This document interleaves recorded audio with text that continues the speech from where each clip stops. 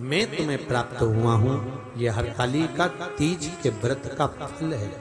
शिव जी कहते हैं पार्वती, जो नारी हरतालिका तीज के व्रत का स्मरण करती है, फुलेरा जो बांधा जाता है उसमें 5 माला से ज्यादा माला लटकना चाहिए, 5 से कम नहीं।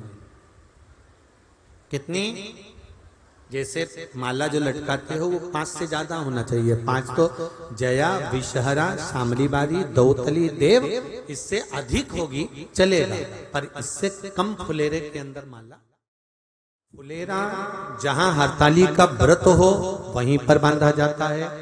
हरतालिका तीज का व्रत एक ऐसा व्रत होता है जो मरते दम तक रहता है। इस व्रत को छोड़ा नहीं जाता।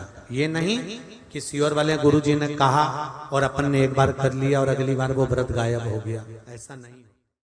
हरतालिका तीज अखंड सौभाग्य के लिए, वंश वृद्धि के लिए, कार्य सिद्धि के लिए और कुंवारी कन्याएं उत्तम वर प्राप्ति के लिए, आनंद सुख के लिए करती हैं। ऐसा नहीं है कि केवल स्त्री ही करती है। जब नारी किसी कारणवश व्रत नहीं कर पाती तो पुरुष इस व्रत को धारण। सब अपने हृदय से, मन से इस व्रत को कर कर अपने जीवन को सार्थक बनाइएगा। जो करते हैं, कितने लोग करते हो? जरा हाथ उठाइए। हरतालिका तीज इतने सारे करते हो? अरे वाह वाह, कर लो, प्रणाम प्रणाम, आपको बहुत बहुत नमन करता हूं, बहुत बहुत सारा। फुलेरा बांधते हो? नहीं, अब की बात बांधना। मंदिर में करते हो तो मंदिर में, घर में करते हो तो घर में।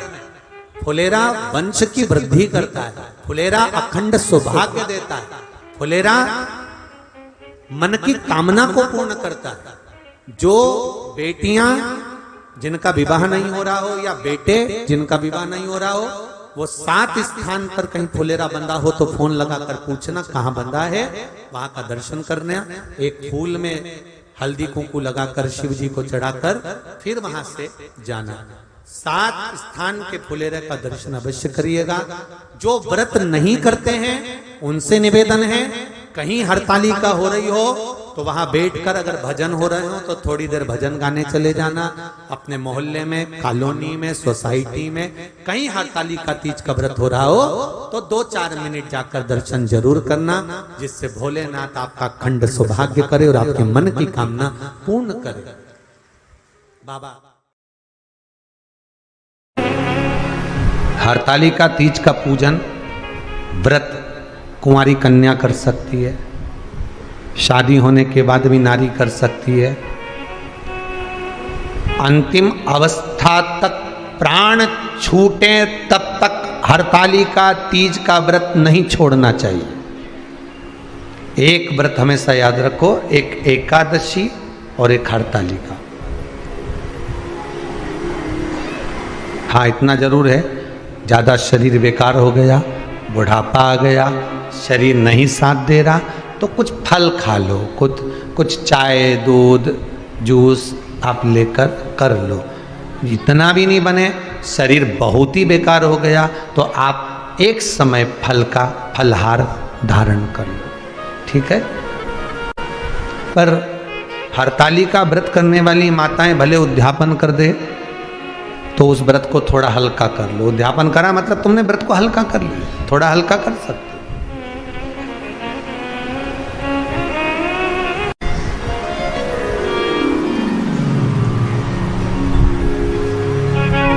हरतालिका तीज का जो व्रत का उद्यापन करते हैं उसमें 5 चीज रखते हैं ना। 5 कपड़े स्त्री के, 5 कपड़े पुरुष के, 5 तरह का अनाज, 5 तरह का फलहार, 5 तरह का फल।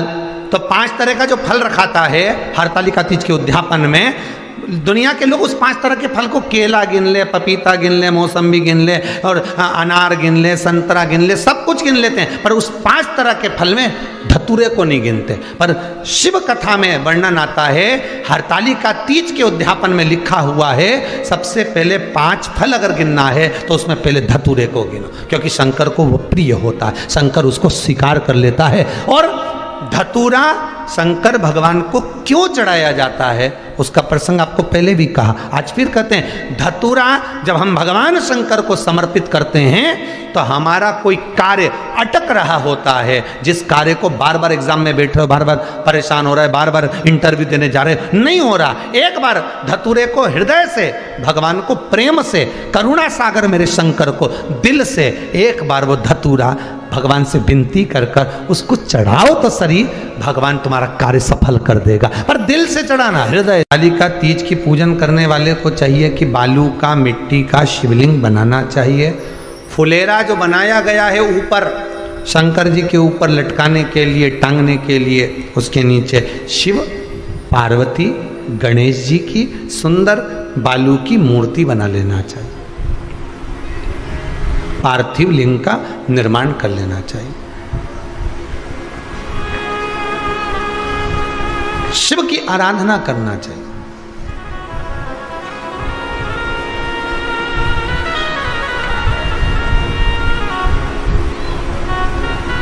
जो फल आपके पास में हो शंकर को समर्पित करना चाहिए, पूजन करना चाहिए, आराधना करो। सबसे पहली पूजन हरतालिका तीज की प्रदोष काल के अंतर्गत हो जाना चाहिए, शाम के समय पर। प्रयास करा करो प्रदोष काल के समय पर पहली पूजन हो जाए तो ज़्यादा अच्छा। पर लोगों की आदत रहती है कि 8 बजे तक, 8:30 बजे तक, 9 बजे तक पहली पूजन करें, फिर दूसरी आराम से, फिर तीसरी, फिर आराम से, फिर चौथी। तो ऐसा सब अपने अपने हिसाब से।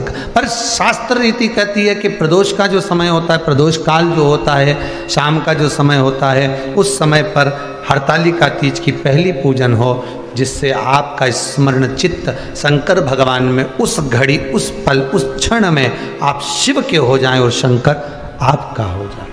हाँ, अगर किसी के आने में देरी हो, कोई आ नहीं पा रहा है, बहुत देरी हो रही हो, तो हरतालिका पूजन व्रत वर्णन करता है कि शिवलिंग का निर्माण, पार्वती जी की मूर्ति का निर्माण, गणेश जी का निर्माण और फुलेरा जो बनाया हुआ है, ये प्रदोष काल के पहले बनकर तैयार हो जाना चाहिए। प्रदोष काल के अंतर्गत फुलेरा नहीं बनना, फुलेरा पहले बन जाना चाहिए। और बहुत विशेष बात ध्यान रखिए हरतालिका तीज की, कि शंकर जी का जो अपने स्वरूप बनाया है, पाटे में, थाली में, चौकी पर, चौरंग पर जो स्वरूप बनाया है, वो पहले नहीं रखना है। पहले क्या बांधना है? फुलेरा। पहले फुलेरा बांधिए, उसके बाद उसके नीचे शंकर जी को रखिए। कई अब जो हरतालिका तीज का पूजन करते हैं, ये तो उनके लिए हो गया। अब दूसरे के लिए भी सुन ले। जो नारी हरतालिका तीज का पूजन नहीं करती, व्रत नहीं करती, साधना नहीं करती, उसके लिए भी कहा गया कि आप अगर ये व्रत नहीं करते हो तो एक कार्य जरूर करना, कहीं पर फुलेरा बंधा हो, हरतालिका की पूजन हो रही हो, 5 मिनट 10 मिनट निकालकर अपने आसपास के किसी पौधे में से पत्तियां लेकर या पुष्प लेकर, 5 वृक्ष की पत्ती या 5 वृक्ष के पुष्प लेकर शंकर भगवान को जब पूजन हो रही हो, 5 मिनट माताएं जब पूजन कर रही हों, तब आप भी उस पुष्प को, उस पत्तियों को शंकर को समर्पित कर सकते हो। ये नहीं चढ़ा सकते तो 5 फल नहीं चढ़ा सकते तो 5 कुछ भी पुष्प आदि का आप शिव को समर्पित कर। पर क्यों चढ़ाया जाता है, किस लिए चढ़ाना चाहिए?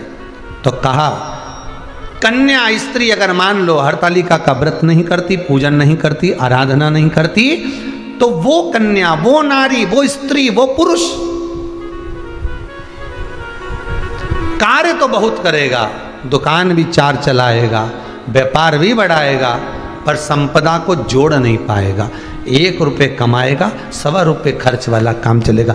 हस्त नक्षत्र में जो तृतीया पड़ती है, हस्त नक्षत्र के अंतर्गत जो तृतीया का महत्व कहा गया है, वो संपदा को बढ़ाती है, मनोकामना को पूर्ण करती है। इस नक्षत्र के अंतर्गत जो तृतीया आती है वो मनोकामना को पूर्ण कर कर चली जाती है। इसलिए शिव की आराधना के लिए प्रथम माने।